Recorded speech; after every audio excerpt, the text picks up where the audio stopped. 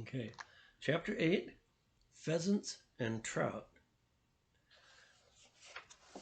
Dog tired, one midnight, a few days after he'd eaten those wild grapes, Stephen lay in bed, unable to sleep. He knew he had to sleep because he would have to get up in just a few hours. He began to reflect on who he was and what he was doing. What would he do with his life?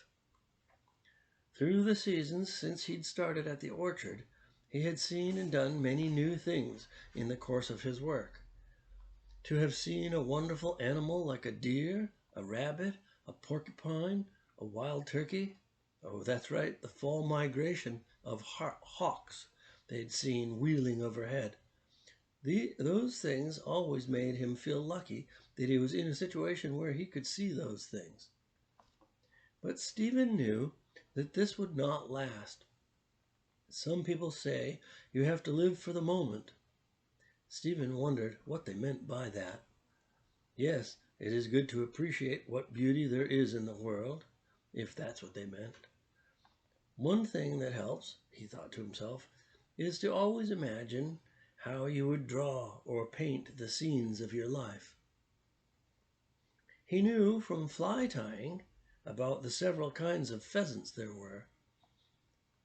The first fly pattern he'd learned to tie was a royal coachman. That beautiful fly calls for golden pheasant tippets to be used for the tail of the fly. Stephen remembered he'd had the rare privilege to see golden pheasants when he was a child. Mr. Noyes, who'd owned the Kylo farm near his parents' house, had kept several golden pheasants in an enclosure once used for chickens. Matthew and Stephen had sometimes gone to see them. Tippets are the feathers from the back of the neck. Each individual feather is about 2 inches long, 3/4 of an inch wide, with the top flat, as if cut off with scissors. 2 thin black bands run perpendicular to its length, one along the top edge and one about 1/4 inch below that. The base color is deep orange with a lustrous sheen on the top surface, paler underneath, he thought to himself. He described them to himself out loud, this time not imagining how he would draw the picture of the feather, but how he would describe it in words. Okay, here is a picture of a golden pheasant tippet, that kind of thing. Okay. Stephen had looked closely at one once and noticed that the black bands were actually microscopically furry and iridescent. They only looked black if viewed without magnification. The pheasants he saw at the orchard were not golden pheasants. They were ring-necked pheasants. They have an iridescent green head with a red patch around the eye. A white ring separates the green neck from the brown body feathers. He remembered from fly tying books the many types of pheasant that most parts of Asia have some kind of pheasant.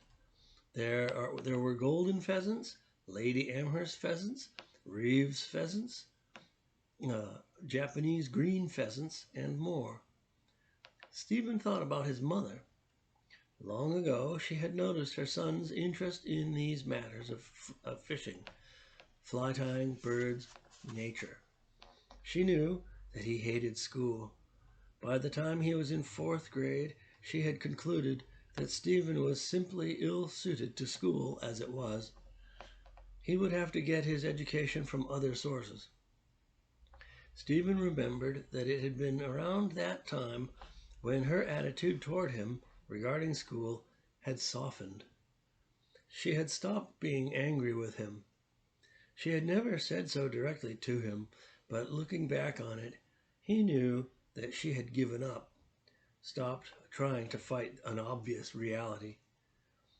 She had observed that he did have eagerness to learn about the things he liked, great eagerness, but he could not bring himself to focus on subjects he didn't like. Badgering him, badgering him to do his homework had been futile. She must have figured it might be better to try to facilitate his learning in the fields he liked. When Stephen was 11 years old, she'd sent for a Murray McMurray hatchery poultry catalog.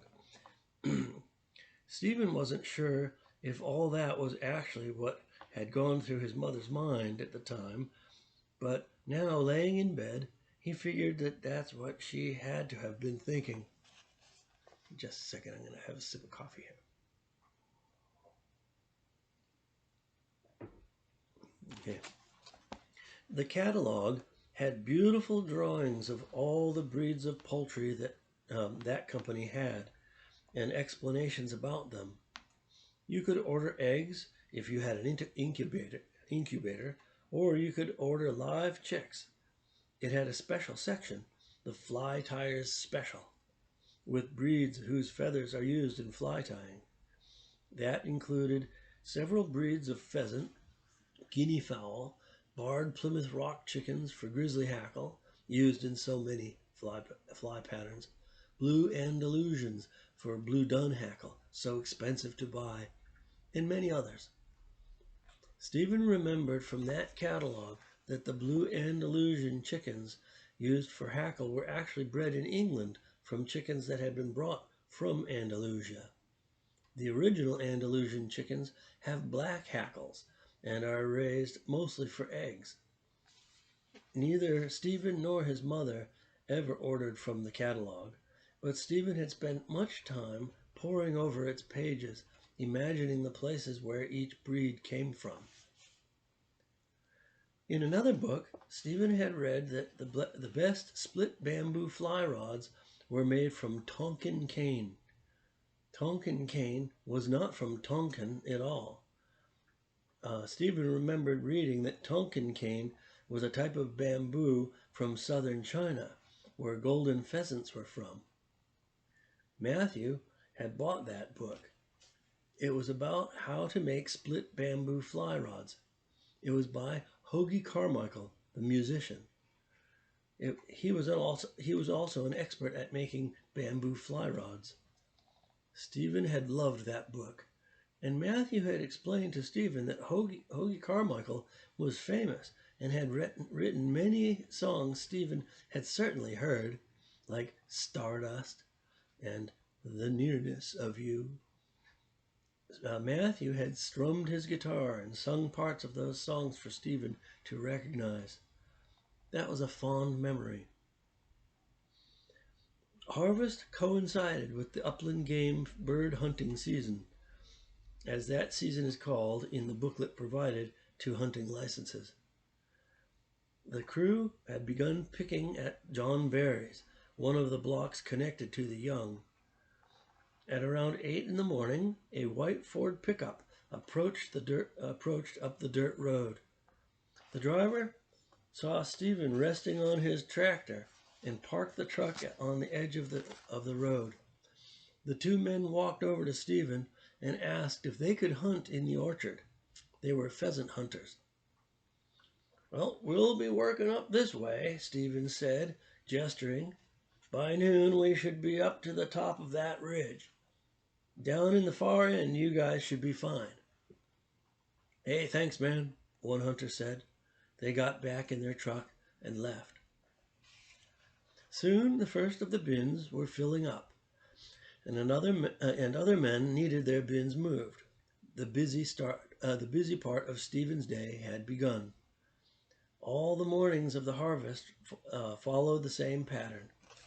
"Stevie Mon, come move me bin," Stephen would hear.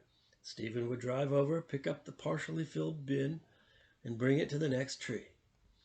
Soon there would be 10 or 11 full bins all at once. Stephen's first priority was to make sure all the Jamaicans had empty bins next to the trees they were starting. After that, he could go about lining up the full bins for Jesse to pick up with the bin master. There was something delightful, Stephen thought, about seeing the bins full of apples, all lined up in rows of 6, the red fruit gleaming in the sunshine, contrasting with the green apple leaves of the orchard, complemented or, the red fruit gleaming in the sunshine, contrasting with the green apple leaves of the orchard, complemented the orange fall foliage of the surrounding forest. That day the weather was cool, clear, and dry. The maple leaves were at the peak of their splendor, some completely orange, others red. Birches and aspens fluttered yellow. By harvest season, the sucker branches on the apple trees were 3 or 4 feet long, branchless, and had stiffened to the point where they were perfect for skewering apples. Everybody on the crew would, in the morning, use a pocket knife to cut off a sucker, remove its leaves, carve points on both ends, and skewer 2 or 3 apples into the thin end. Then they would push the thick end into the soil so as to hold the apples over the smoldering coals remaining from the morning fires. By lunchtime, those apples would be sweet, soft, delectable, smoky apple pie treats, a pleasure unknown to most people, Stephen believed. Stephen turned off the tractor motor to listen to the sounds of the orchard whenever he could. To pick an apple, the man grasps it gently and twists. The twisting stem makes a squeaking sound that might best be imitated musically using a guiro, the instrument Stephen first heard in the beginning of the Rolling Stones song "Gimme Shelter." That sound would end in a snap. When his picking bucket was full, the picker would descend the ladder, walk to his bin, lean low into the bin, and unhook the rope knots to release the canvas bottom of the bucket. The apples would tumble into the bin with a gentle, muffled drumming sound that reminded Stephen of kettle drums played softly.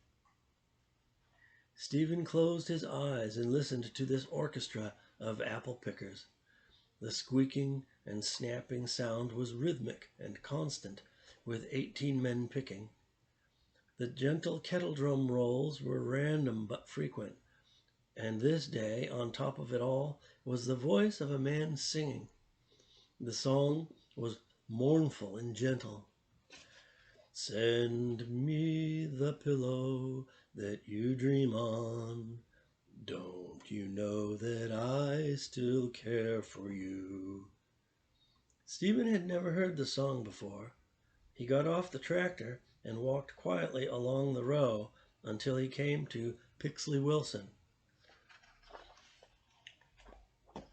When he noticed Stephen watching, he stopped singing.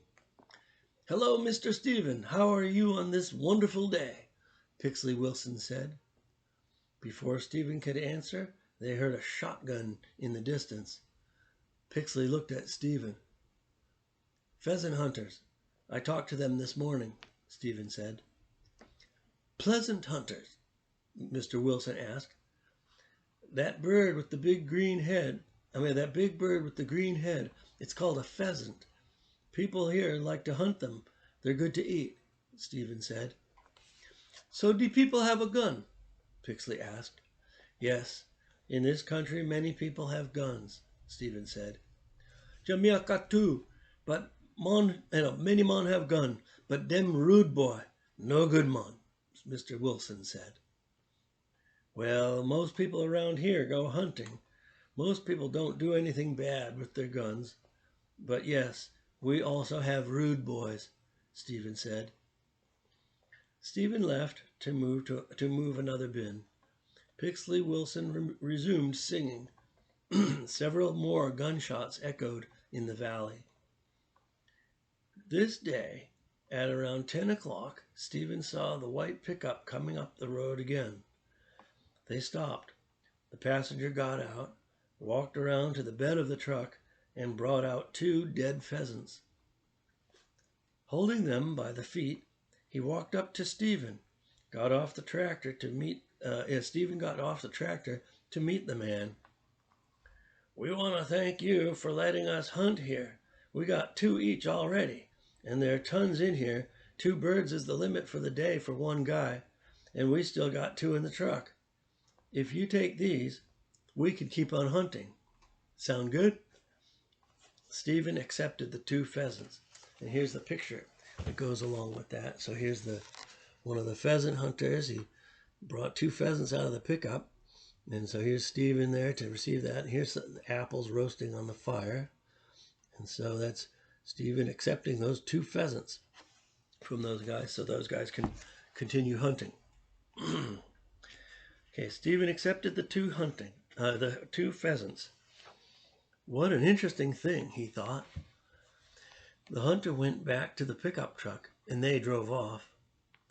Stephen walked back to the tractor holding the 2 pheasants. He laid them on the grass and rolled an empty bin over to use as a cutting board. While the Jamaicans worked, Stephen pulled the feathers from the birds and cleaned them as he had been taught by Greg's wife, Cindy. Of course, without dunking in the scalding water, pulling the feathers ripped the tender skin.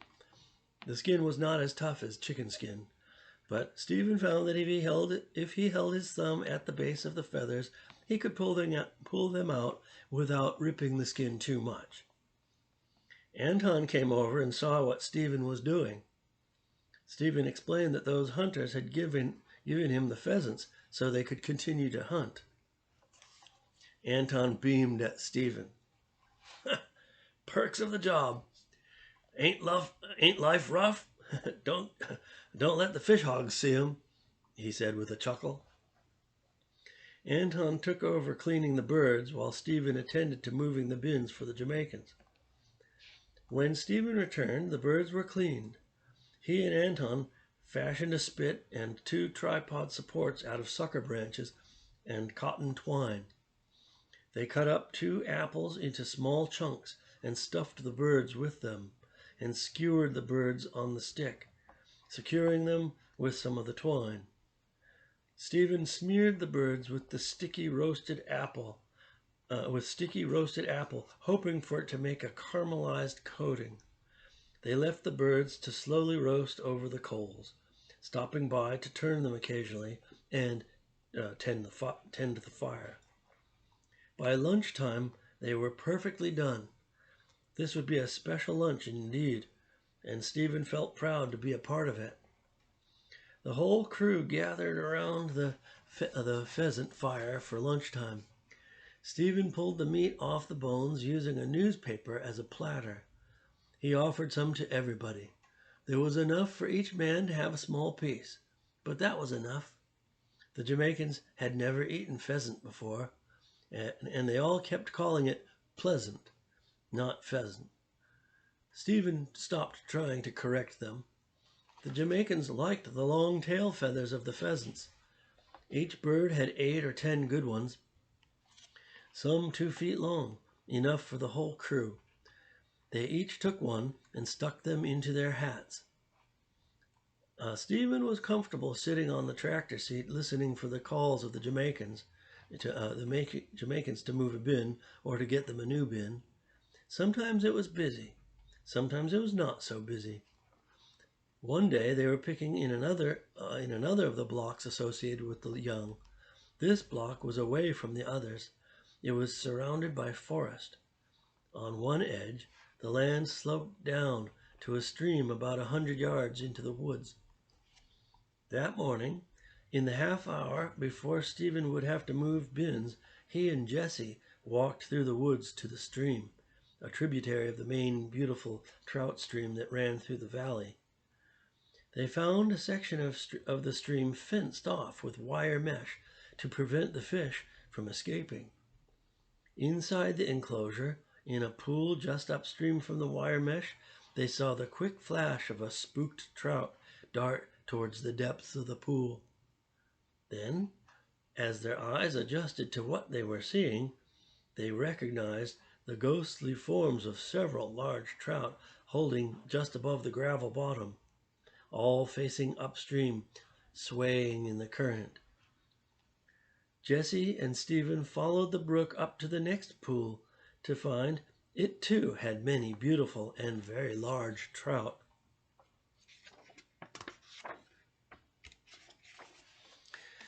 There appeared to be brook, brown, and rainbow trout. Some looked to be more than 20 inches long. They figured it must be for the private use of the Upland Fishing Game Club members. That's just like fishing at the hatchery. Who'd pay money to do that? Jesse said. I don't know, but those are some big trout, said Stephen. Jesse found a straight maple sapling and used his pocket knife to whittle a spear out of it, carving the thick end to a sharp point.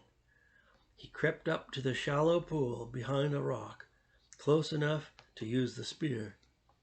Holding the stick like a pool cue, he slowly lowered the tip into the water. He took aim and struck. He hit a large trout in the side, but the stick had only injured the fish. It had escaped. Jesse would not be able to impale the fish that way. He tossed the stick away, and they went back to the orchard to work. At lunchtime, Jesse and Stephen took Anton, Greg, and Mackie to see the trout. They all marveled at the sight of so many oversized fish in that tiny brook. Greg saw Jesse's crude spear on the ground.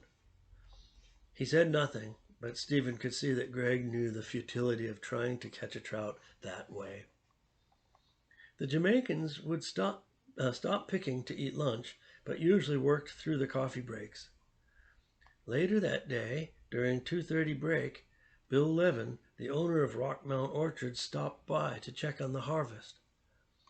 Greg Edison, Stephen, and Jesse were sitting on bins, drinking coffee and talking when Mr. Levin showed up.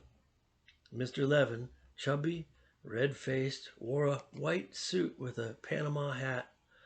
He strode slowly through the orchard, looking around. He did not talk to the Jamaicans, but walked over to Stephen, Greg, and Jesse. Greg stood up. You can relax. Enjoy your coffee. I'm Bill Levin, said Levin. He dusted off a space on a bin with a handkerchief and sat. They each introduced themselves to Mr. Levin. Greg sat again. So how's everything going today? Everything okay? Levin asked. They all nodded and muttered that things were fine. Levin looked out at the scene. It was a beautiful fall day. He ruminated.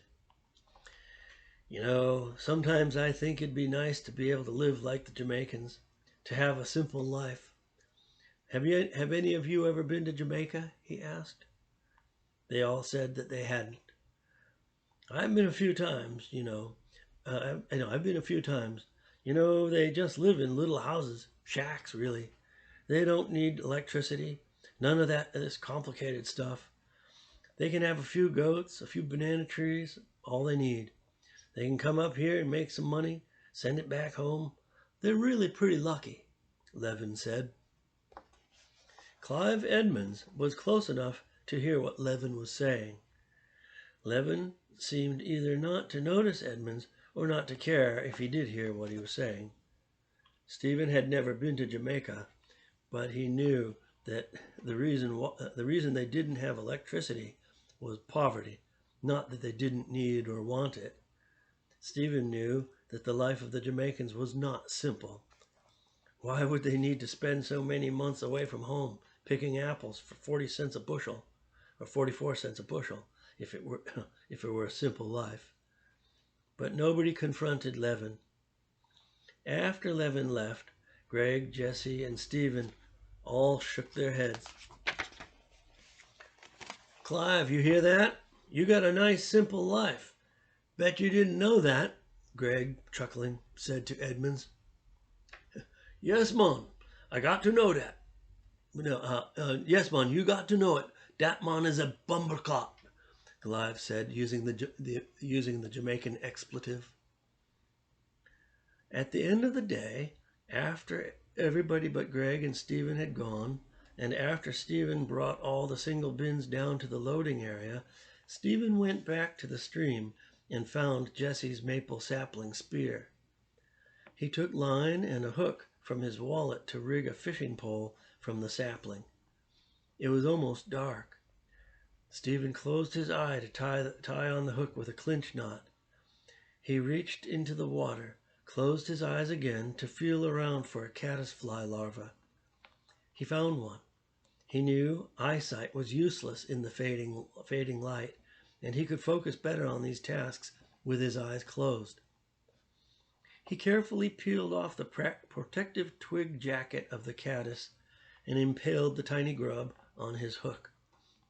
Then he opened his eyes and crept upstream to the edge of a pool that was small enough that the fish would not be able to pull beyond the short limit of the makeshift pole. He approached from behind the concealment of a fallen birch tree, crept to the edge, and swung the hook into the water. Swung the hook to the water. As soon as it touched, Stephen saw in the twilight the telltale swirl of a bite. He whispered, "Mississippi," and set the hook. The trout pulled hard, thumping. Stephen gave way to avoid having the line snap. He had the advantage. The small pool offered no place for the fish to dart straight, which would have snapped the line. Stephen led the fish in circles around the edges of the pool, guiding it away from the downstream outlet back to the center of the pool. And here's the picture that goes along with that. I don't know how well you can see this, but that's Stephen crouched behind the birch thing and fishing in the twilight there. Okay. That's right. Okay. Yeah, that's right. Okay. Stephen, so last sentence. Stephen led the fish in circles around the edges of the pool, guiding it away from the downstream outlet back to the center of the pool, where the fish appeared to be trying to scrape against the bottom to remove the hook. Stephen knew this was a brook trout by the way it fought. Rainbow trout jump, but brook trout try to go to the bottom. Stephen knew that the fish would have a sudden burst of panic at the last second when he would try to put his finger into its gill. Instead, he led the tired fish to a gravel edge and dragged it out of the water. Then he slid his finger under its gill and lifted it high to look at its silhouette against the evening sky. It was indeed a brook trout. It was in its spawning colors, its flanks deep orange. Even in the fading light, Stephen could see the beautiful coloration of the fish. He removed and cleaned the hook, coiled up the line, and returned those things to his wallet. He gutted the fish with his pocket knife, tossed the guts into the woods, and washed the trout in the brook. He fitted a forked stick through the gills to carry the fish. It was a nice trout, about 18 inches long, ridiculously out of proportion to a tiny stream like this, Stephen thought. A completely artificial fishing experience. He made his way through the woods back to the orchard, started up the 2000, and drove down to the loading area. Greg was just finishing up loading a truck when Stephen arrived. "Nice trout. How'd you catch it?" Greg asked. "I have hooks and line in my wallet. Made a cane pole out of Jesse's spear. You want it?" he said, offering the fish to Greg. "Yeah, you don't want it?" Greg said. "I'm going to have dinner with the Jamaicans. If you're going home, you can get it to the freezer quicker," Stephen explained. "You cleaned it and everything. Thanks. Al's got a newspaper in the truck," said Greg. Al, one of the indoor crew members, helping out with the harvest, slept hunched over the steering wheel of the truck. The truck was kept idling so the headlights wouldn't drain the battery. Stephen opened the passenger side door. "Al, can I borrow some of your newspaper for this trout?" Stephen asked. Al sat up and stretched in a great yawn. "Yep, but trout don't read, you know," he said. After wrapping the trout, Stephen and Greg tied down the bins on the truck. Al released the handbrake and backed out of the loading area. Just as he got going toward the packing house, another truck came up the road. It was Anton. Anton parked, and Greg got busy with the forklift. Anton got out of the truck to stretch and yawn. It had been a long day for everybody. Stephen showed Anton the trout. "How'd you catch it?" "Ha!" Anton often ended his sentences with a chuckle. "Well, I keep line and hooks in my wallet," Stephen said. "Yes, that would be our Stephen," Anton said. In the morning, Jesse tried to spear one with a stick, but that wasn't going to work. So after everybody left, I went back and got the same stick and rigged it up as a cane pole. "Used a caddisfly larva for bait," Stephen said. "Very nice trout," Anton said, kneeling to see the trout in the headlight beam. "Thanks. I'm giving it to Greg. I'm going to have dinner with the Jamaicans," Stephen said. Anton smiled. Frost had settled on the grass by the time Stephen and Greg had left for the packing house. They arrived back around 9:30. Most of the Jamaicans were still up. Stephen parked the 2000 and went down to punch out at Ted Castro's office. Then went to the bunkhouse dining room. Stephen loved having dinner with the Jamaicans. The thought occurred to Stephen that he had never seen Mackie not smiling. Pixley Wilson was one of the Jamaicans Stephen particularly liked. He sang and played the guitar. His singing set the tempo by which all the men picked. Once Stephen had listened to him sing, "Down in the West Texas town of El Paso, I fell in love with a Mexican girl." Stephen knew the song. It was by Marty Robbins. Stephen noticed that Pixley Wilson's mispronunciation of Mexican, but didn't think he should correct him. At the bunkhouse dining room, Stephen sat down with Mackie, Preacher Johnson, Pixley Wilson, Neville Jarrett, and Joe Vassell. Stephen ate the peas and rice, the chicken with the mysterious spiciness, and the soup with flour dumplings. The Jamaicans made a special energy drink. Each picking crew had a 5-gallon plastic thermos bucket. In them, they emptied several cans of fruit cocktail, syrup and all, several cans of sweetened condensed milk, several bottles of Guinness stout, some nutmeg, and topped off the container with ice. During breaks, they would ladle it into paper cups for everybody. The bitterness of the stout cut the sweetness of the other ingredients, and it was fun to eat the pieces of fruit cocktail. Stephen had never tasted anything like that drink. Stephen loved the food at the bunkhouse. He knew his mother would be proud of him experiencing such a wonderful moment, sharing a meal with people from such a different culture. She had told him stories of the time before Stephen was born when the family had lived in Cuba. They had had a Jamaican maid named Bernice. Stephen thought about what that must have been like. This night, he felt he was too tired to ride his bicycle back to his parents' house. He remembered that Anton had said it was okay for Stephen to stay overnight in the bunkhouse. Stephen decided that he'd do that. He went to Ted Castro's office to call home. It was still before 10 o'clock. He figured it would be okay to call. Stephen's father answered. "Hello, Joseph Stroh." "Hi, Dad, it's me, Stephen." "Yes?"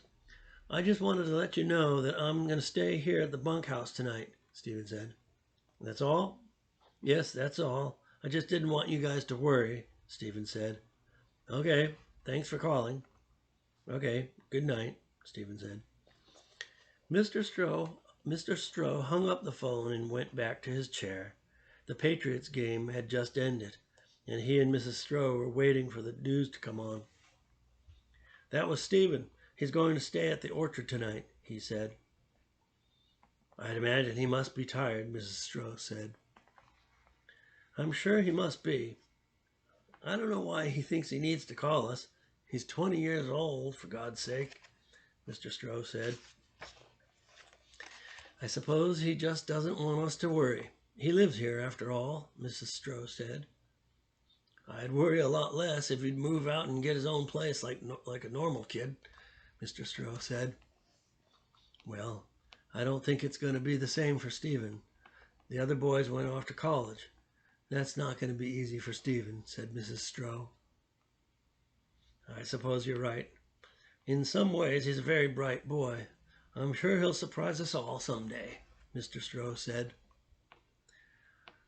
I just hope at last, if I die while he's still so young, that would really screw him up, Mrs. Stroh said. He's going to be okay, and so will you, Mr. Stroh said. The next morning, Stephen awoke amid the commotion of the Jamaicans all waking up, scrambling out of their bunks. Today, Stephen was a Jamaican. He got up, showered, dressed himself, and went to the dining room. Stedman Johnson and Mackie were making flour and water dumplings. Mackie kneaded a great ball of dough the size of a basketball on one of the tables. He pinched off pieces the size of a ping-pong ball. These were kneaded further by Joe Vassell, who flattened them into little patties and dusted them with flour. Preacher Johnson took the little dough patties away on a wooden cutting board and fried them. These were fried dumplings. The soup dumplings they had every night were made the same way, but were boiled in the soup, not fried. They had seemed very different to Stephen when they were boiled than when they were fried. Mackie and Preacher Johnson had already fried up a great batch of chicken. All of this food was wrapped in foil and put into brown paper lunch bags, as it was done every day. There were 35 Jamaicans, and they'd prepared 36 lunches. One was for Stephen. "Good morning, Stevie Mon. You must take the lunch," Mackie greeted Stephen. Stephen was still groggy. "Good morning, Mackie." "Lunch? Wow, thanks. How much should I pay?" "This lunch is my gift to you. You need not give money. You have earned it many times over with your good cheer," Mackie said, smiling with his toothpick. "Wow, thanks, Mackie," was all Stephen could think of to say. Stephen took the lunch and 2 fried dumplings to eat while he'd drive the tractor. Took the lunch and 2 fried dumplings to eat while he'd drive the tractor. He had to leave early enough to get the fires built. Each day, only the ripe red apples were picked. Green apples were left on the tree to be harvested later in the season. So each block was harvested in waves. Large blocks took several days for each wave of picking. Sometimes, if they'd be back the next day, they'd leave the tractors and forklift at the orchard blocks at night. On those nights, Ted Castro would stop by in his pickup truck and drive Stephen and Greg back to the packing house. In the morning, one of them would ride back to the block in the bus with the Jamaicans. The other would drive the old International Harvester dump truck loaded with 55-gallon drums of gasoline and diesel fuel to the block. One of those mornings, Stephen was riding in the bus with the Jamaicans. Brock was driving. It was an unusually warm, foggy morning. Just a second, I'm going to have some coffee. Right. So it was an unusually warm, foggy morning. Brock spotted a dark object in the road. He slowed down and came to a stop with the dark lump in the foggy beam of the headlights. It was a snapping turtle. Brock set the brake and invited the Jamaicans to go out and see this amazing creature. The men filed out of the bus and gathered around the prehistoric giant turtle. Its shell was more than 2 feet long. From the tip of its nose to the tip of its tail, it was at least 3 feet long. Its hands and feet were big, powerful claws. Seeing the group of men gathered around it, the turtle held its head back, ready to strike, its great, powerful jaws held open. It made hideous gasping sounds and lashed out at the air with the speed of a rattlesnake. "Let us catch the turtle. We can make soup with it," Stedman Johnson said. Ted Castro pulled up behind the bus in his pickup truck. He got out to see what was so interesting. When he heard that the Jamaicans wanted to make soup with the turtle, he went back to his pickup and got a snow shovel. Stephen had moved snapping turtles out of the road before. He went to the side of the road and got a stout stick. He coaxed the turtle to snap at the stick. It struck several times, but it quickly let go. Finally, Stephen held the stick flat in front of the turtle. This time, it clamped down hard on the stick. He dragged it onto the snow shovel, and with one man holding the tail and Stephen holding the stick, they carried it to the bed of the pickup.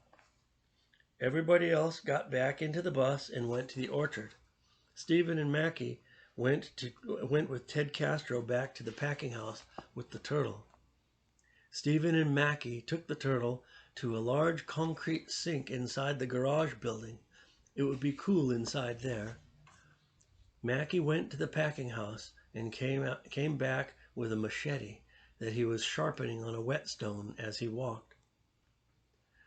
Stephen held the stick that the turtle clasped in its jaws. Mackie put his hand firmly on the back of the shell to brace the animal against the bottom of the sink.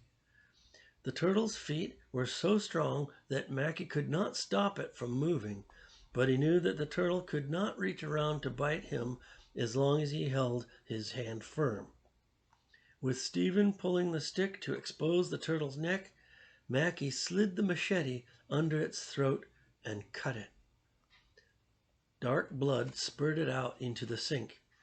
Mackie began cutting from the top of the neck until he reached the bone. Then he pushed down on the blade and cut down between two vertebrae, finally removing the head altogether. The jaws still clasped tightly to the stick. Stephen had never seen that before. The body, without its head, continued walking against the side of the sink, its feet continuing to scrape the concrete bottom.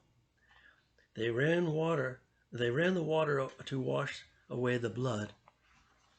They would leave the turtle there for the day and attend to it that night after they returned from picking. Ted Castro drove Stephen and Mackie to work.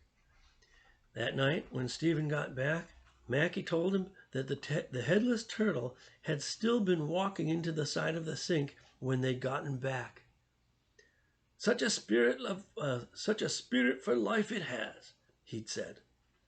Stedman Johnson made a delicious turtle soup with it. A few days later, when they were still picking at the young, Greg, Stephen, and Jesse took a walk to the section of stream that had those big trout in it. Stephen and Greg looked but didn't see any trout. They kept looking. They didn't see a single trout, where just the other day they had seen dozens. What could have happened, they wondered. Then they looked at Jesse. He smirked. "What did you do, you idiot?" Greg asked. Jesse chuckled. "Yep, last night I came back here with a real fishing pole and worms. Got 42 trout," he said. "What'd you do with them?" Greg asked. "Took them home in hefty bags, put them in the deep freeze." "Did you clean them?" Greg asked. "That would have taken forever," Jesse said. "Well, they're not going to be any good if you didn't. They're not going to be good if you clean them after they thaw. And rainbows, browns, you have to scale. You didn't do that either, did you?" Greg said. Greg realized that there was something wrong with Jesse, that it would not do any good to confront him on this act of ridiculous stupidity. Stephen didn't say anything. The three of them walked back to the orchard to work.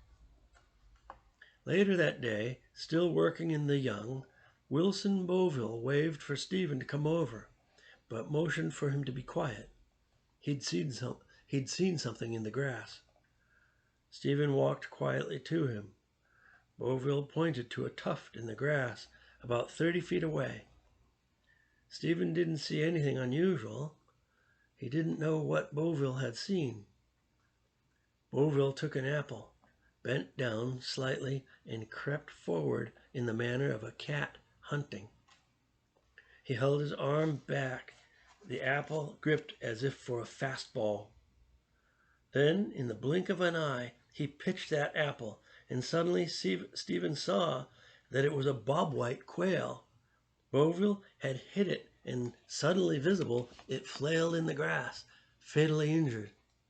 Just after he'd spotted it, he had hunched down to hide. Just after he'd spotted it, it had hunched down to hide, the way game birds can hunch down and make themselves almost invisible had always fascinated Stephen. The injured bird fluttered in the grass as Beauville pounced on it and wrung its neck.